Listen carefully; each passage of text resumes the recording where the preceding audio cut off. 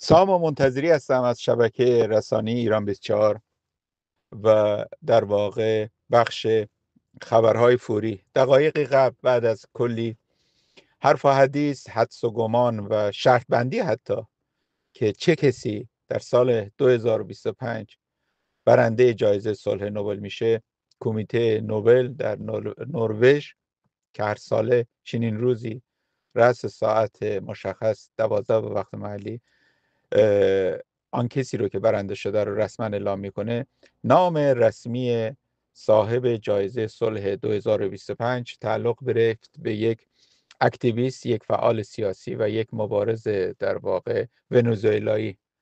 خانم ماریا کورینا ماچادو. خانم ماریا کورینا ماچادو 1967 به گمانم 58 سالشه اگه اشتباه نکنم.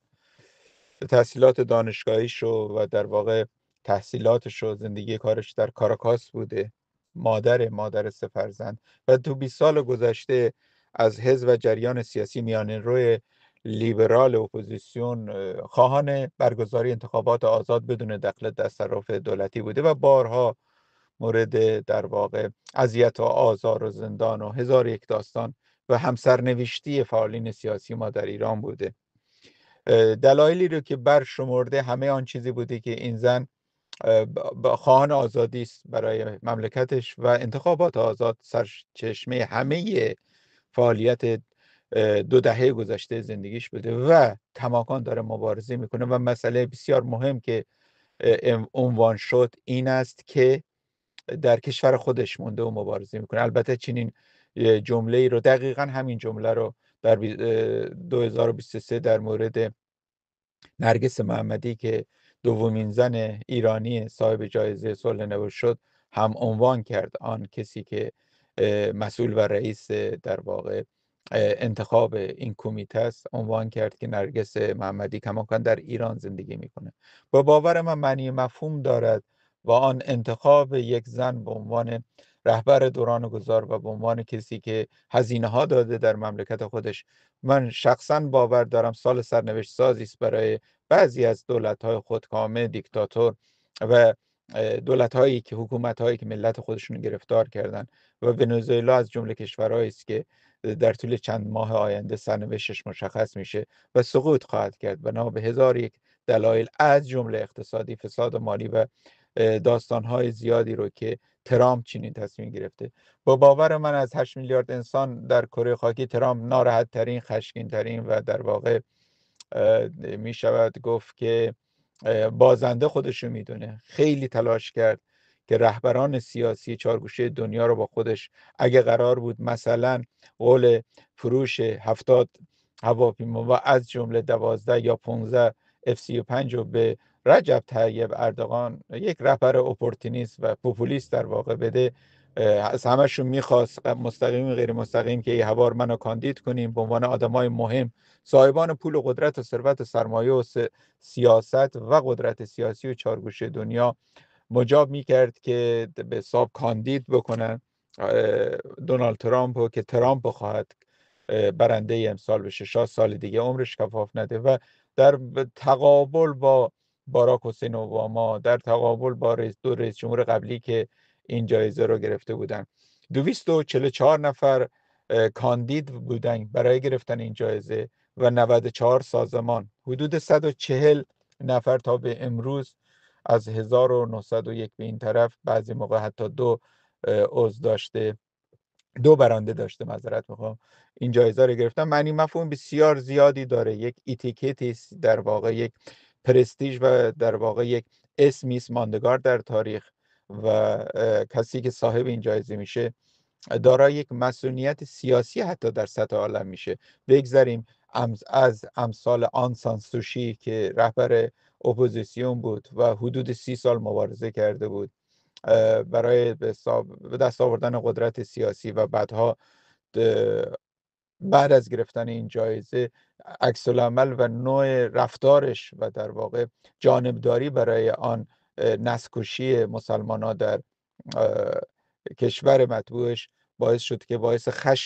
خشم زیادی در مورد میانمار شد. ولی بدانیم که این جایزه یک در واقع افتخاری است برای یک مملکت صاحب کسانی که صاحب این جایزه بشن.